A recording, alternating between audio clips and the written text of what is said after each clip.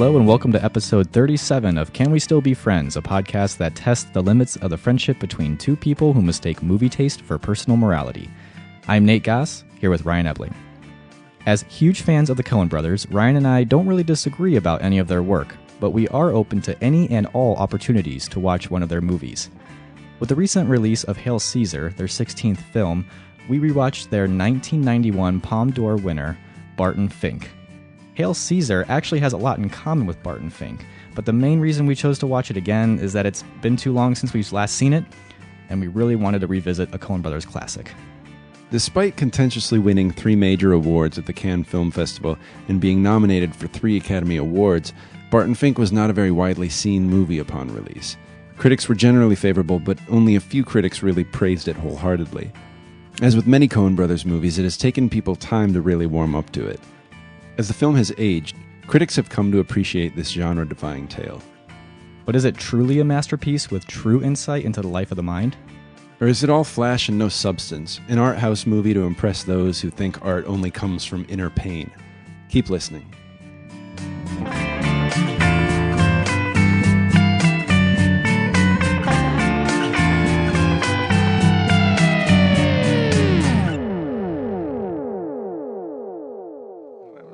Place okay? Where'd we put him? I'm at the Earl. Never heard of it. Let's move him to the Grand or the Wilshire. Hell, he can stay in my place. Thanks, but I wanted a place that was a little Less Hollywood. Sure, say it. It's not a dirty word. Say whatever the hell you want. The writer is king here at Capitol Pictures. You don't believe me? Take a look at your paycheck at the end of every week. That's what we think of the writer. So what kind of pictures does he like? Mr. Fink hasn't given a preference, Mr. Lipnick. So how about it, Bart? Well, to be honest, I don't go to the pictures much, Mr. Lipnick. That's okay. That's okay. That's okay. That's just fine. You probably walked in here thinking that was going to be a handicap, thinking that we wanted people who knew something about the medium, maybe even thinking there was all kinds of technical mumbo-jumbo to learn. You were dead wrong. We're only interested in one thing. Can you tell a story, Bart? Can you make us laugh? Can you make us cry? Can you make us want to break out, enjoy a song? Is that more than one thing? Okay. The point is, I run this stump, and I don't know the technical mumbo-jumbo. Why do I run it? Because I got horse sense, goddammit. Showmanship! And also, and I hope Lou told you this, I am bigger and meaner and louder than any other kike in this town. Did you tell him that, Lou? And I don't mean my dick is bigger than yours. It's not a sexual thing, although you're the writer. You know more about that. Coffee? All right, so that was Michael Lerner as Jack Lipnick, a Hollywood producer, showing John Turturro as Barton Fink, the writer. Showing him the ropes, showing him how things work in Hollywood. Yeah. I got an education lesson out of that. Oh, absolutely. But that is a clip from the movie that we are discussing for this episode, right? Barton Fink. And Michael Lerner was nominated for an Oscar for that role. I didn't even know that. Yeah, his only nomination. Oh man, it's such well a good deserved, performance. right? It's so good. Looking back on it, yeah. We were just talking about how we needed a clip, and we didn't know how to end it because it was so good, but it was really long, and it's just so rapid fire. He doesn't take a breath. Yeah. And there's a lot of unique characters in this movie. I don't know how you could pick one to nominate, but that would be a good one to nominate. You've got Tony Shalhoub's character. He's got a very brief performance, but very, very good. Steve Buscemi as Chet. I had forgotten about that until I watched it again. John Mahoney is W.P. Mayhew. Oh my gosh, yeah. And then you've got John Turturro, of course, as Barton Fink, but I mean, it's almost a buddy movie with Charlie, played by John Goodman, who's just amazing. Unforgettable, really. Yeah. Because, here's the thing about Barton Fink. When I was talking to people about how this was going to be our next episode, I had the same thing come up over and over and over again. And that was, oh, I like that movie. It's been so long since I've seen it. I really don't remember it very well. I should probably watch it again. Yeah.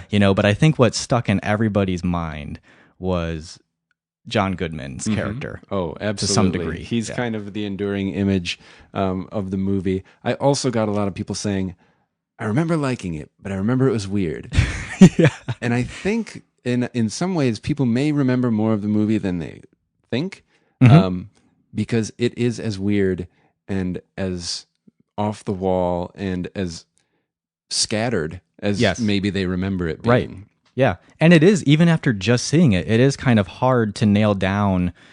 I mean, you remember it in bits and pieces, but it's kind of hard to nail down what really happens in the movie, right. Yeah.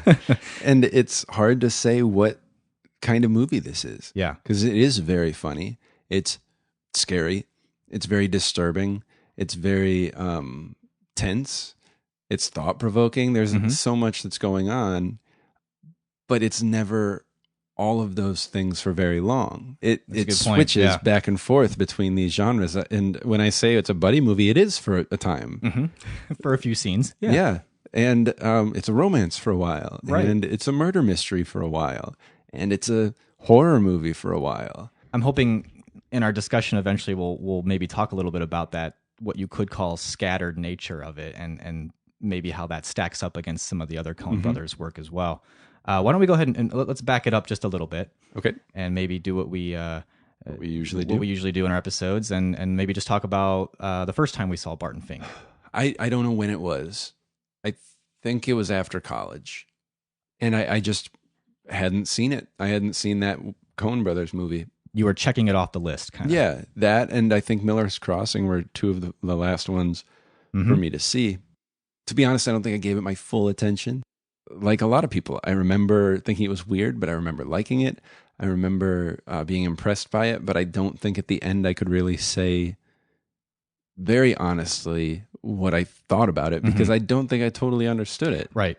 I'm not sure I understand it now, but that's a good point. But I know I saw something impressive, which I think is always the case with the Coen Brothers for me. Absolutely. And not in a way that like tries to be impressive, like perhaps in Yuri 2, who we talked about recently.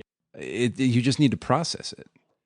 I think if they had the Oscars 5 years after the year movies came out, I think the Coen Brothers would be like perennial winners. They should have an award for that. They should. They like, should say they 10 should years 10 years ago. Yeah. What was the best movie? Nominees. These are the best. These are the movies that we are nominating as the best movies 10 years ago, and you pick one. I'd be really curious to see what would come out. I'd be fascinated. And I think the Coen Brothers would sweep a lot of that stuff. I think so. Yeah.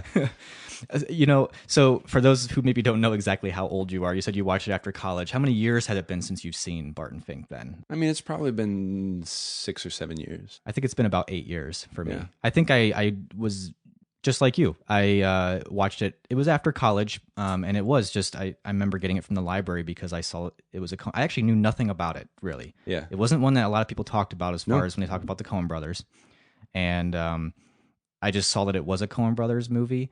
I don't remember what made me pick it up. I watched it, really liked it, thought, man, this is out there, but I kind of dig this thing. I really dig this thing, and then I'm kind of like you too, where it was over.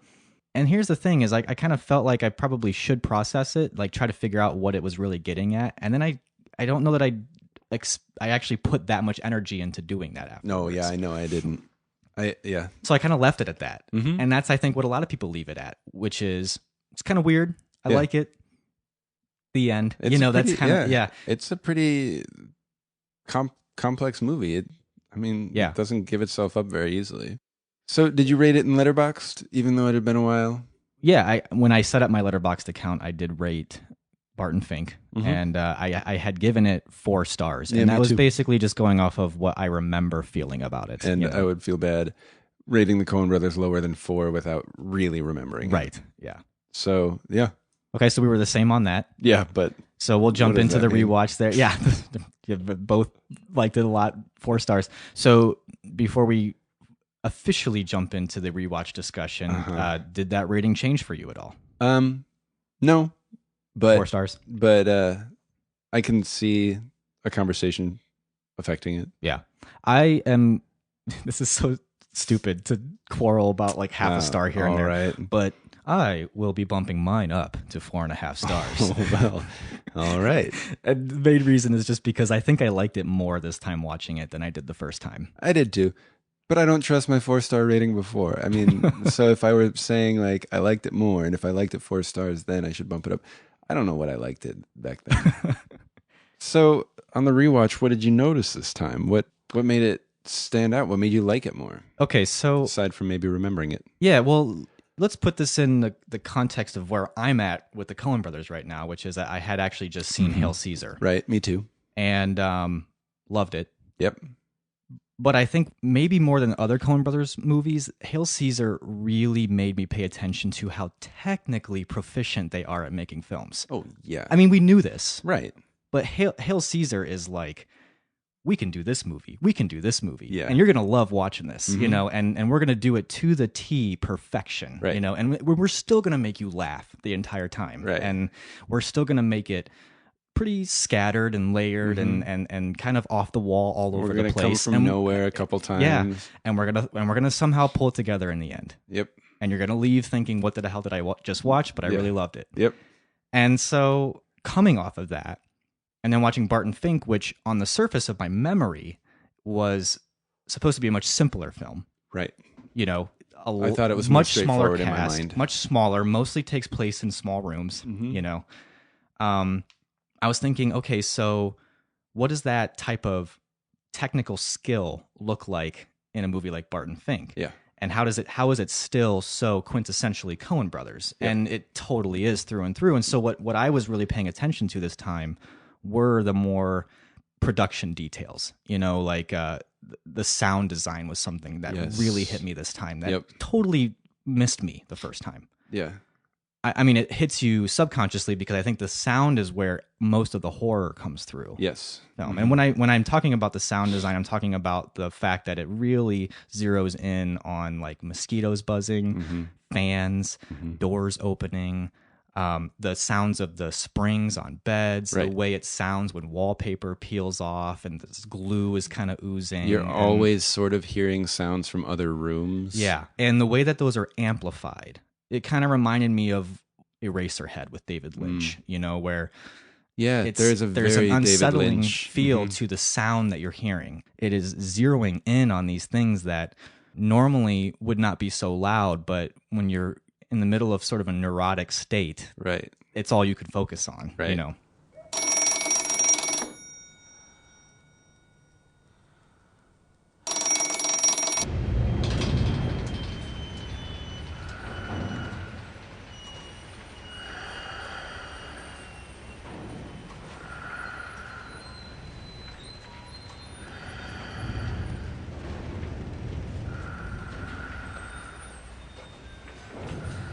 You read the Bible, Pete?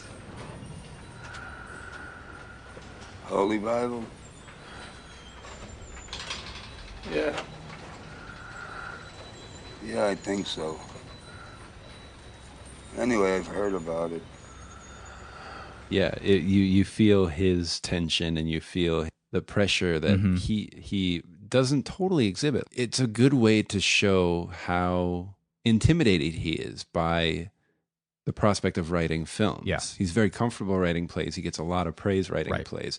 And he frames it as, oh, I don't want to leave my message. But really, he's moving from that big fish, small pond to small fish, big pond.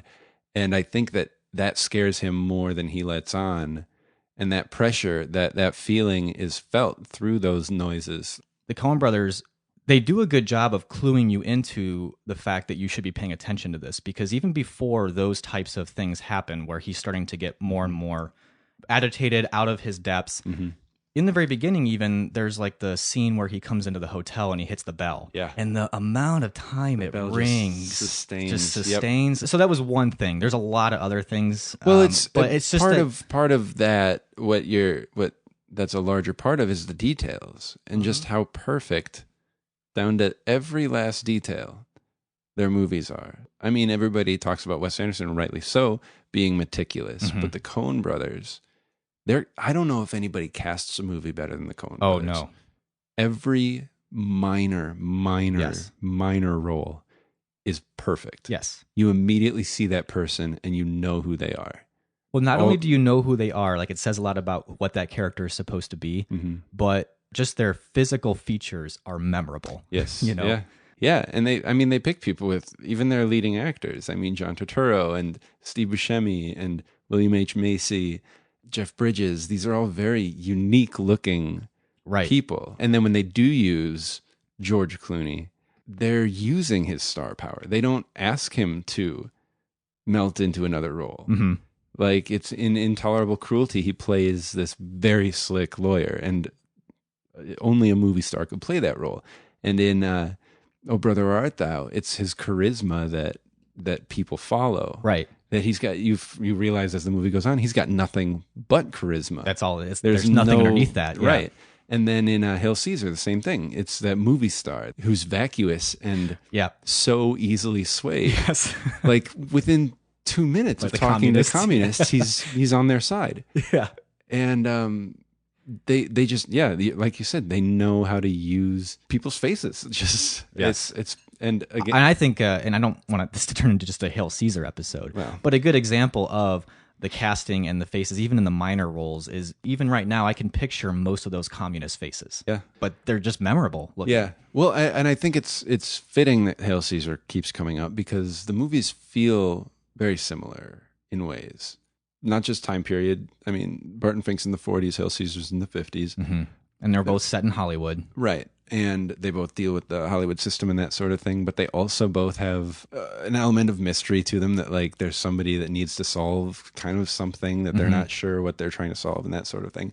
And also it's sort of one man struggling against or on behalf of the studio system, too, in both ways. Yeah. With Josh Brolin's character struggling to maintain the studio system's hold and Barton Fink struggling to work within that system. Yeah, and in both cases, both struggling and yet staying loyal to the fact that they have a job to do. Right. Barton Fink is struggling to get his script written, but he never, it's like never even an option to just say, I'm not going to do it. Right.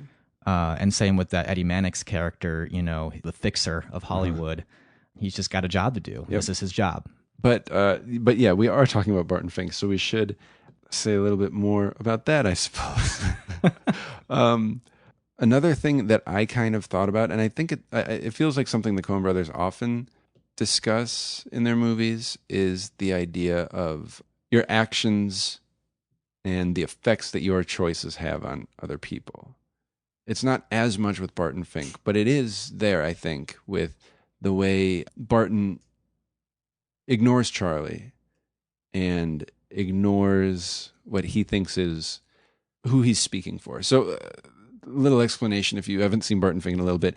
Barton Fink really thinks that he is like voice of the working man. Of the people. Yeah. That the common what man, makes his work important is that he gives a voice to people who don't have a voice, and he tells the story of the common man. They're not necessarily sensationalized, they're not much drama, but he feels like that's real life. That's the story that needs to be told. And he claims to not care about the critics. Right. Because that's not who he's writing this stuff for. He's writing this for the common man, about the common man. But what ends up, and then he meets Charlie, his next door neighbor, in the hotel, and Charlie keeps trying to tell him stories of his life. Hell, why not? Everyone wants quality. Well, what kind of venue, that is to say, thematically, what do I write about? Caught me trying to be fancy. Yeah, that's it, Bart. Oh, that's a good question. Strange as it may seem, Charlie, I guess I write about people like you. The average working stiff, the common man. Well, ain't that a kick in the head? Yeah, I guess it is. But in a way, that's exactly the point. There's a few people in New York, hopefully our numbers are growing, who feel we have an opportunity now to forge something real out of everyday experience. Create a theater for the masses based on a few simple truths, not on some shop-worn abstractions about drama that don't hold true today if they ever did. I don't guess this means much to you. Hell yeah, I could tell you some stories. And that's the point, that we all have stories. The hopes and dreams. But he doesn't listen to him. And really that ends up kind of biting him in the end, as Charlie turns out to be a serial killer. Yeah. Who burns the hotel down. Yeah. But even on a smaller level, it's kind of it's got this irony to it that the only time he really does listen to him is when he's annoyed by hearing him on the other side of the wall. Yeah. That's how this whole thing gets started. When he doesn't know who he is. Yeah. Yeah. He's calling down to Chet, the bellboy, saying, Can you do something about this neighbor of mine who's being very loud? Because that's all he can focus on. Right. He can't write because he can't stop focusing on this noise. He blames it on that. Well, yes. Even though really he just maybe can't tell a story other Could be. than Yeah, the you never really story. know. Yeah. To me, that long ringing bell, the detail when he puts his suitcase on the bed and it bounces way longer than any bed would ever bounce. When Jack hits the desk and after the initial hit, there's like a couple of extra noises of things falling. Just throughout the movie, mainly through sound, they have that extra long effect. Like a sound goes for longer than you would think. And I feel like that's part of what they're saying in a little bit in Barton Fink, but also a little bit in a lot of their movies, No Country for Old Men, Burn After Reading, that the choices you make have effects that you don't think about, but the people are pretty much inherently selfish. I feel like that's the Coen Brothers' view of humanity. That for the most part, people are selfish and they'll do things to protect themselves or to advance themselves before they'll do anything else.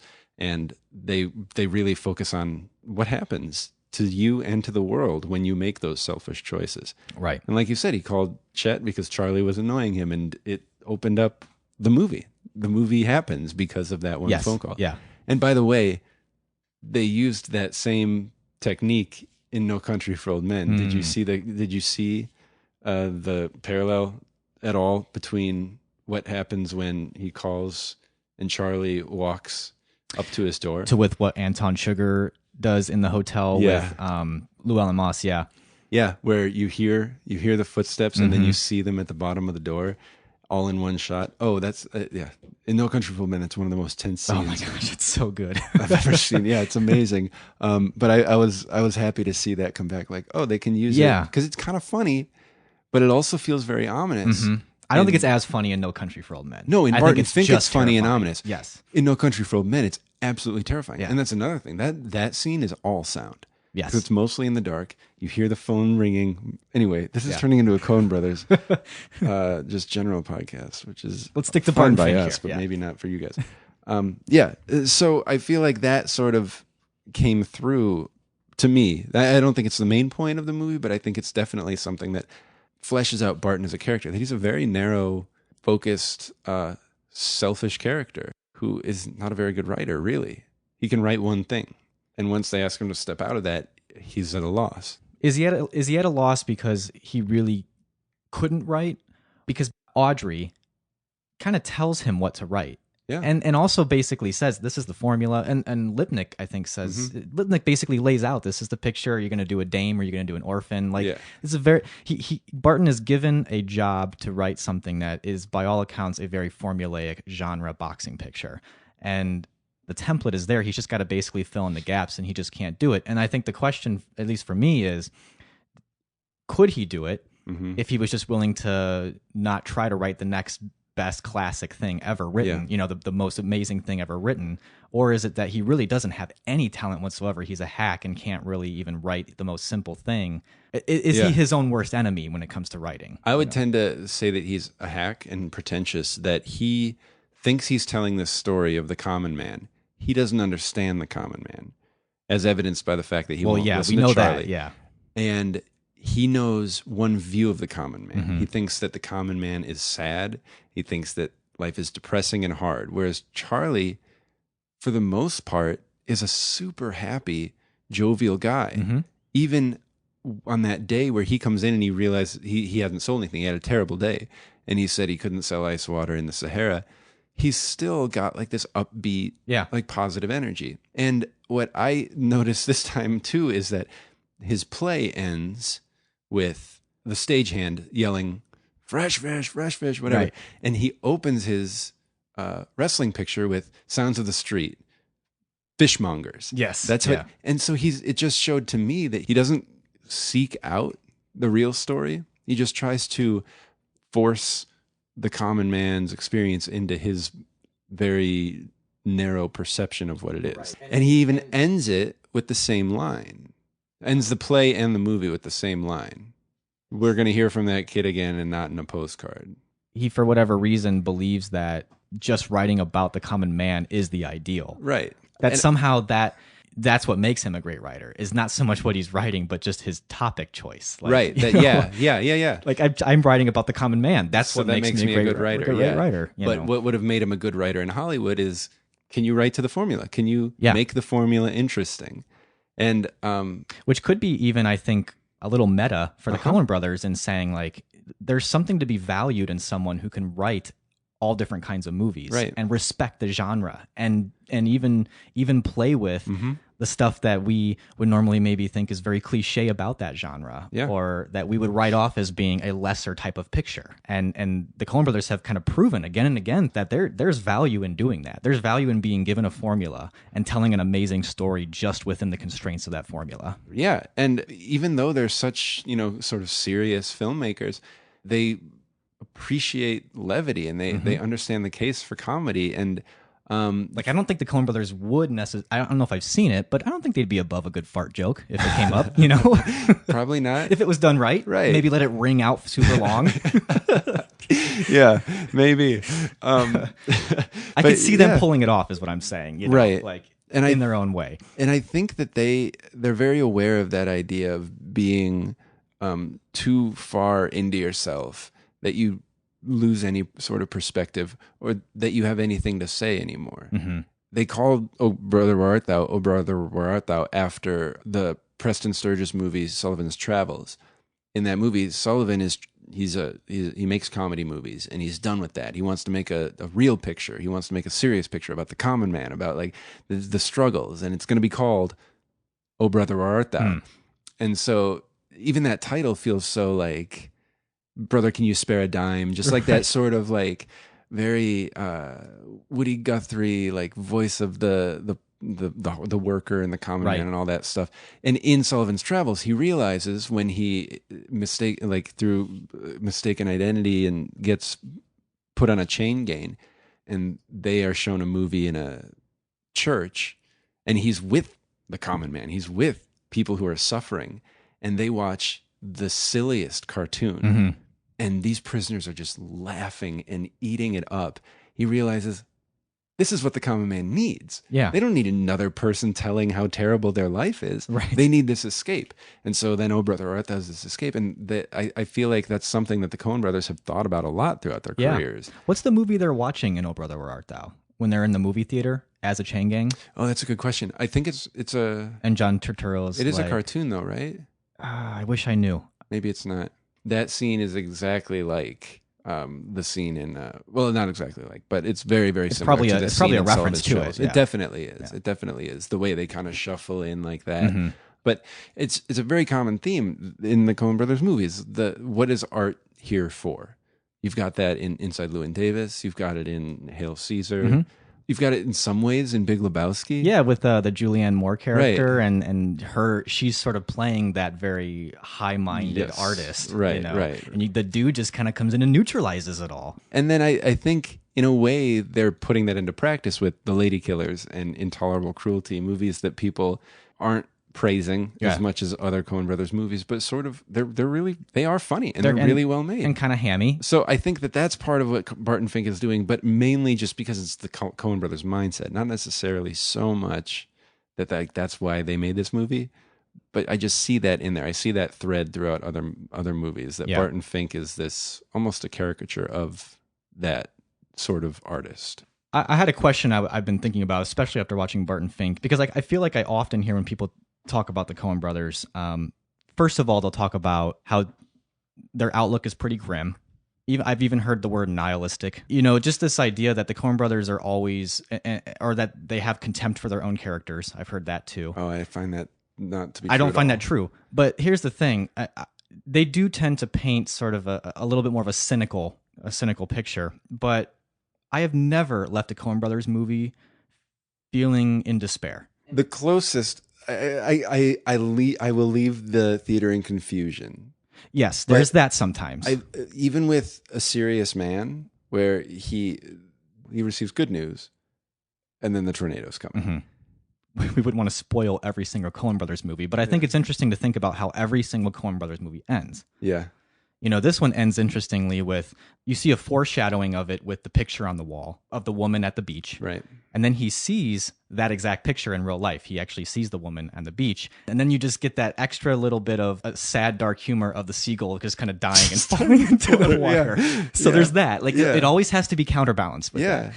And then similar to the tornadoes in A Serious Man, "Oh Brother Where Art Thou" ends with a catastrophic flood. They're going to throw something in the end that is completely outside the control of any of the characters. Well, that's the thing. And to kind of remind you, no matter how this movie ends, you are not in control.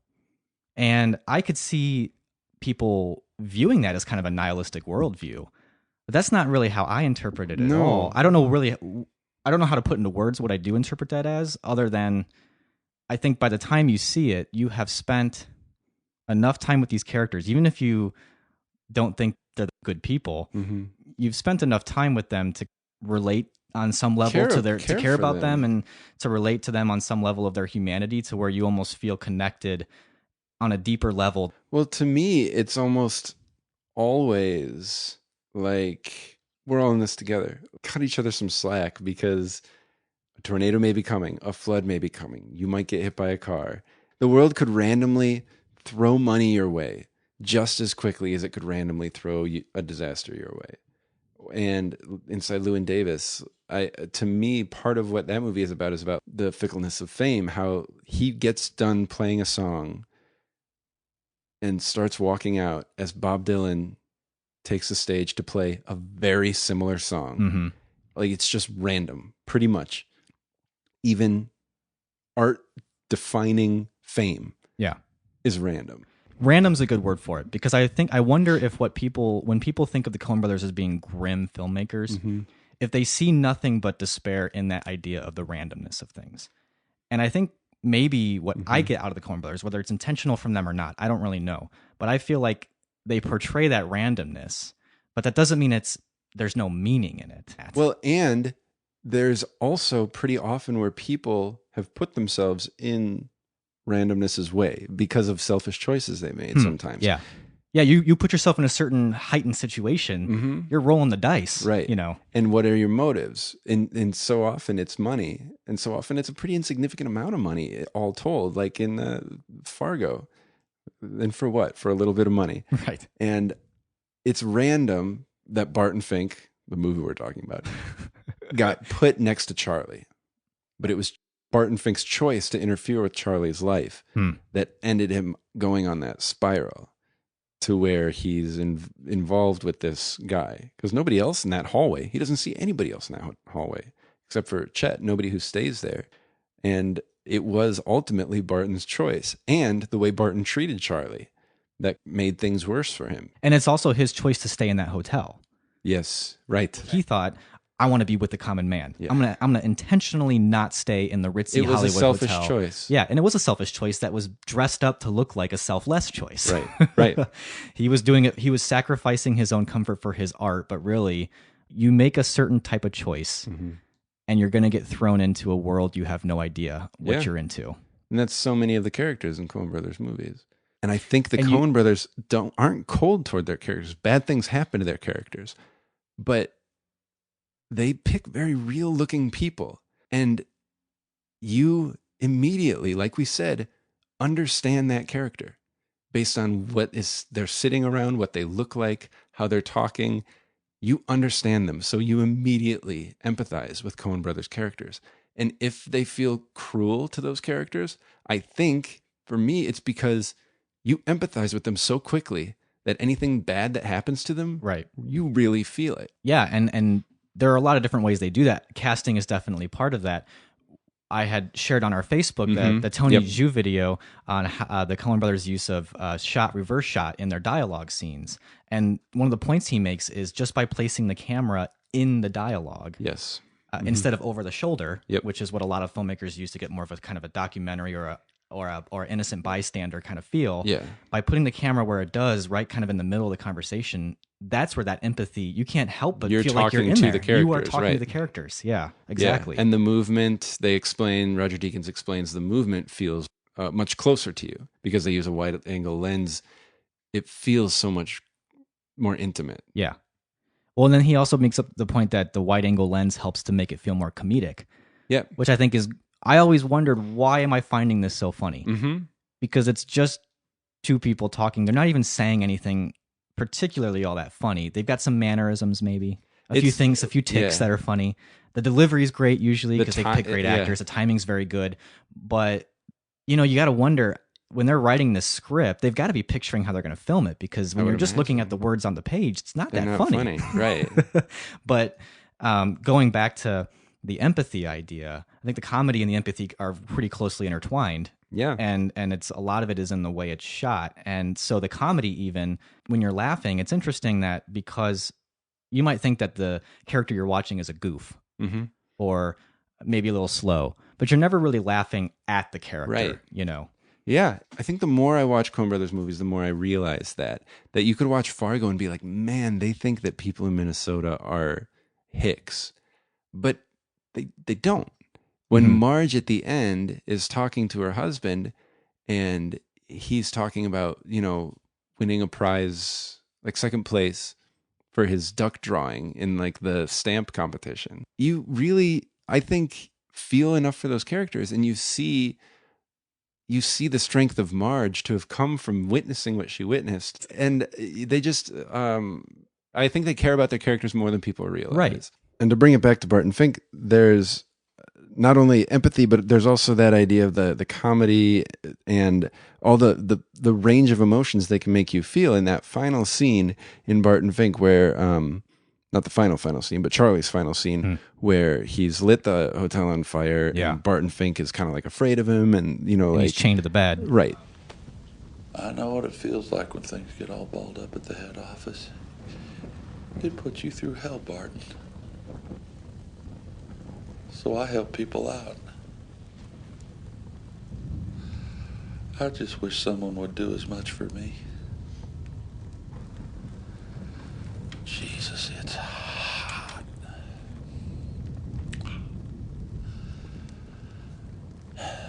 Sometimes it gets so hot I want to crawl right out of my skin. But Charlie, why me? Why? Because you don't listen!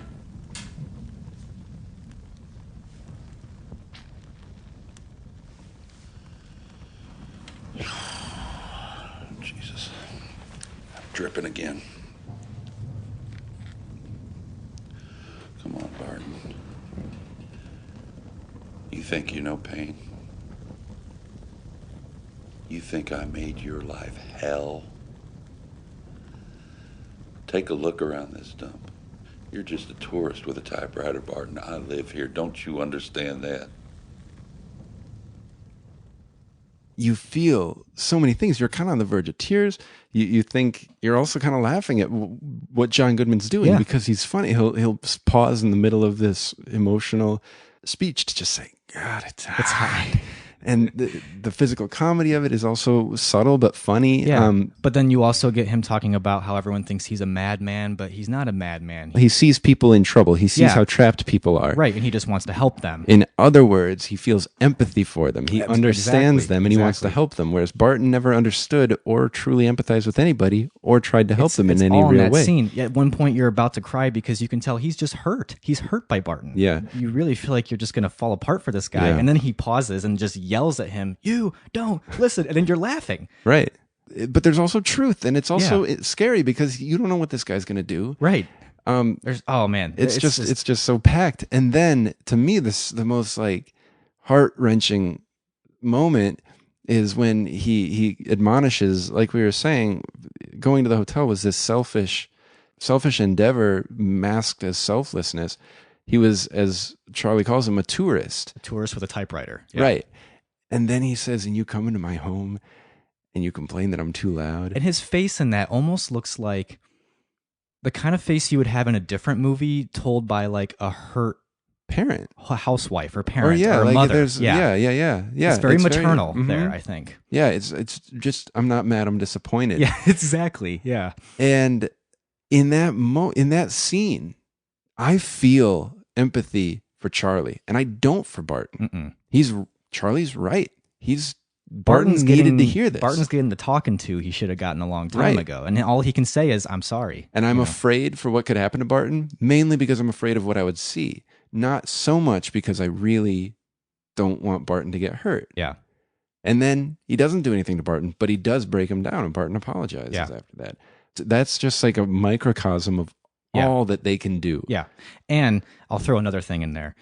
The Coen Brothers also, I think, like to play with a lot of Old Testament imagery and Old Testament, and you even get earlier in the movie the passage that it's the opening of Genesis, but he sees it as the opening of his script. So that's another thing. But were you thinking what I was thinking when you see the Charlie character actually free him? And it to me, it had a very Samson look to it. Yeah, like he's using all of his strength to just bend these bars, to free him. Yeah, and it's a selfless move, even though he has been hurt by this guy and he's mad. But not mad. And he's kind of psychotic, you know? Yeah. But he also is true to what he said. He sees people who are trapped and he wants to free them. Yes. And he does that, one, literally by freeing Barton from the chains, but two, by telling Barton what nobody ever told him before. And it took murdering 3 people, burning down the hotel, and screaming at him before Barton heard what Charlie was trying to tell him. I think that whole sequence, the whole ending, burning down the hotel sequence, has to go down as one of my top 5 for sure Coen Brothers moments in movies. Oh, yeah. Because I will never, even from the first time I saw it, get that image of John Goodman through the door with the flames, with the shotgun. Right. Just that ominous feel. Well, that and him just tearing down the hallway. Yes. Screaming, "I'll show you the life of the mind." Yeah, and I also wonder what you think of the fact that, for the most part, in this movie, Barton Fink, its tone sticks pretty close to reality for the most part. Yeah. There's not... For the Coen Brothers. For the Coen Brothers, especially considering, like Raising Arizona and Hudsucker Proxy. And there are moments where they could have cut to a fantasy sequence, but they don't. Like seeing the woman on the beach. You hear the waves. Right. So it kind of sticks to reality. And then what do you make of the fact that when you get to that scene, that is not what a burning of a hotel would look like. Right. And there is no smoke. There's flames everywhere. They are able to be in that room much longer than anybody should rightfully be able to be in a hotel that is really quickly going up in flames. And I don't think that you ever even see how they escape. No, you don't. Barton obviously does escape. I don't really know if Charlie does. I don't know. You don't know. Is there room for an interpretation of some kind of dream sequence there? Or, well, I don't know. I don't want there to be. I don't think it's airtight. I don't think it needs to be airtight. But I think one sort of explanation is that Charlie is the devil and the hotel is hell. Yeah, I think that's definitely the image they are trying to paint for you. Whether he really is or not. But like, you've got, he lives on floor 6 and they say 6 3 times when he goes in the elevator to it. And Charlie, I also noticed this time watching it, he says like, "Goddamn," and talks about how hot it is and talks about being in hell a lot. And because I empathize so much with Charlie and because I think his intentions are really good, the idea of him being Satan is a little bit odd. Yeah, and I don't want to I don't want to read super far into it, mainly because I don't think it's important, but also mainly because I don't know where to take that. Right. I think it's just sort of interesting to think about. I almost wonder if that might be when people say that movie was weird. It is part of it just that that is a weird thing to happen. Don't get me wrong. A madman going up and burning down a hotel. Yeah. But there's actually nothing all that weird in a movie for that to happen. Yeah. For a guy to come into a hotel and burn it, and I think what's very odd about this movie is that type of action is going on, and then it takes the time to pause and reflect for a while. In that situation. Hey, sit down for a while. Let's talk about what this movie's about. There's always something that you've never seen in a movie before. Yeah. Like what you just said, the dead seagull at the end. Yeah. The way Barton acts at the USO dance. Yeah. There's just all these anomalies to situations that you feel like you've seen before.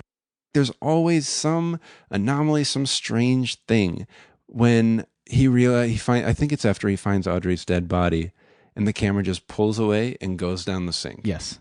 Which kind of had a Lebowski feel to it, which Lebowski would come later, obviously. Right.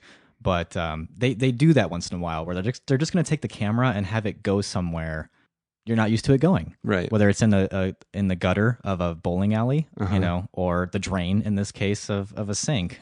And then the detective scene is another one that you've seen how interrogations go, but then this is not going that way. It's all it's just very funny. Yeah. Yeah. Oh, it's very funny. No, I didn't mean to sound... What did you mean? I got respect for working guys like you. Jesus, ain't that a load off? You live in 621? Yeah. How long you been up there, Fink? Week, 8, 9 days. Is this multiple choice? You know this slob?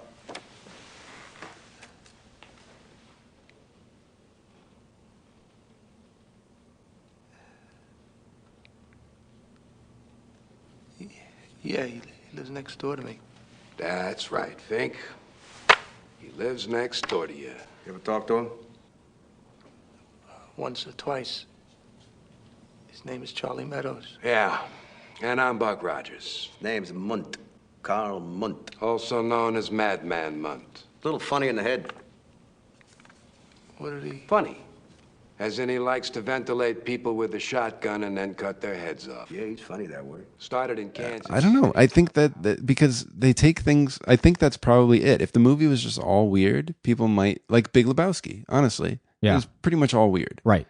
And you can kind of package it as that. Yeah, and everybody loves it It's for a that. fun movie because it's so out there. But You've Barton never seen Fink anything like takes these conventions, takes the formula, and Yes. tweaks it. Right. It's almost like they're saying to you, this is how you can take a formula There's and that. do something Right. very unique about it. But also, you don't like it when people stray from the formula. Right. You're going to walk away from this saying it's weird. Or you're going to have to think about it for a while. You're Right. going to have to calibrate yourself to it. Yeah, kind of readjust what a movie is doing. What just like Barton has to readjust the point of writing for him, you know? What did you think of the whole Audrey storyline? Like finding out that she actually wrote Mayhew's stuff, or at least most of it. Yeah, I don't know. Was she kind of like in a way a femme fatale, or like, you know, I don't know. I don't know about a femme fatale. No, she was doomed. Like she was just kind of a tragic character, really. Yeah, but also a practical character. I didn't see her as feeling like she wasn't getting credit she deserved. Look, it's really just a formula. You don't have to type your soul into it. We'll invent some names and a new setting, and I'll help you. It won't take any time at all. I did it for Bill so many times. You did what for Bill? Well, this. You wrote his scripts for him? Well, the basic ideas were frequently his. You wrote... More like pulling the curtain back on what art is. That like, no, it's pretty much, it's a job. Doing it well is doing your job well. It's not necessarily tapping into something mystical. It's something that you can work at. And it reminds me of a professor in college who, when he would teach Shakespeare, he would say, like, you need to take the idea of genius sort of out of it, because there's a reason it's a playwright, spelled not like W-R-I-T-E, like a writer of plays, but spelled like Cartwright. Somebody who builds carts, somebody who builds a play. That's your job. You build a play. You take the pieces of a play and put them together, and that's your play. Yeah. Some people are better at it. There were better Cartwrights than other Cartwrights. And yeah. like it, but really the mystical genius of it and the self-important messages of it are... So, yeah, it's a good point. Aren't the driving point. So you're not. So what you're saying is it's not necessary. Maybe I was trying to make it into. They were trying to make too much of a gender point, and maybe it wasn't that. Maybe it was just that Barton Fink had built up this Mayhew character in his mind as being like what a writer should be. Mm-hmm. You know, he embodied everything that a genius should embody, and you needed her character to be there to do exactly what you're saying, to pull back that curtain and say, "There's really nothing genius about this guy," and I'm the one that wrote his stuff. And look at me. I'm pretty normal. Right. I'm a pretty average woman. I write great stuff. I think there is a gender message to it too, that women were secretaries, not writers. Yeah. I think you're right though, the idea of things being a job. You see that even with the typewriter in the movie. What I think is with the sound again, when he's trying to write, you're hearing little clicks here and there. And then before the actual scene jumps, or you really know where you're at, you're hearing a typewriter furiously typing. Yeah. And you're thinking, wow, someone's right. You're thinking it might even be him. It might be him just having this burst of thing. And you realize it's just a secretary in the office filling out the cards that need to be filled out. Right. You know? Yeah. Yeah. It's a sort of a comedic touch to drive that point home even a little bit more. That sometimes it's the people who know what their job is and just do it very well. And don't try to make a big fuss about it or think that they're more important than the job. That's how the world keeps turning, is by most people just doing that. Most people just doing the work that needs to be done. And listening to people and understanding so that you can empathize with other people. Yeah. Well, I feel like that's a good place to end it. It is, yeah. Not just looking at the clock, but also thematically, I feel like that would be a good thing to kind of take away from Barton Fink. I think so.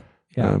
So I think it was the conversation I needed to bump it up that half a star. Yeah. To 4.5 for me. Are you doing it? Yeah. All right. Why wouldn't I? I said 4 just because I didn't know what the 4 was before. Yeah. But now, yeah, I mean, there's so many amazing scenes. Yeah. And performances and just everything about it. Why 4.5? I am curious, not to get into too much detail about it, but do you have a favorite Coen Brothers movie? And follow-up question. Now, where does Barton Fink kind of fall within all that? I know it's not, it's not really a fair question. It's not. I mean, it could probably work its way into a top 5 depending on the day, I think. Fair enough. I mean, it's really great. My favorite 3 are probably, I mean, I do like The Big Lebowski a lot. Mm-hmm. It would be in my top 3 on a certain day too. No Country for Old Men, Fargo, The Man Who Wasn't There. All right. So yeah, those 5 are my top 5 right now. Okay. I'll say that. All right, good. What about you? Do you have a...